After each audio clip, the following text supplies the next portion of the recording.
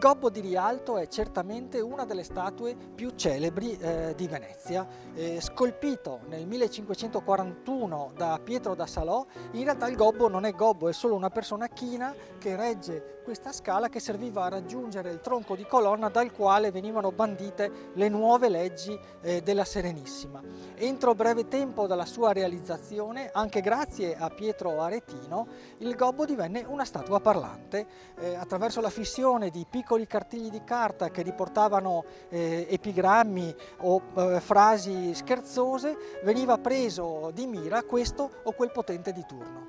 Per un lungo periodo il Gobbo di Rialto, che nel corso della sua storia ebbe a dialogare proprio con Pasquino a Roma, ovviamente a distanza, si fece delle grandi chiacchierate con una delle statuine che stanno sulla base delle grandi colonne di Piazza San Marco e che raffigurano le arti e i mestieri. In questo caso si tratta di un fruttivendolo con una grande anguria che i veneziani soprannominarono Morocco Popone.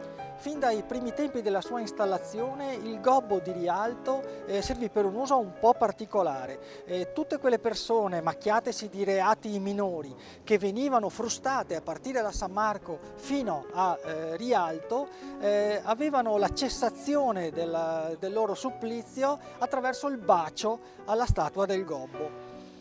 Un'usanza che deve essere sembrata, come dire, un po' blasfema a qualche avogador della Repubblica che nel 1545 fa installare in questo luogo una croce che era di metallo, era infissa in questa parete, che era la croce dei frustai, dei frustati. Solo attraverso il bacio della croce, e quindi per grazia divina, il supplizio aveva termine.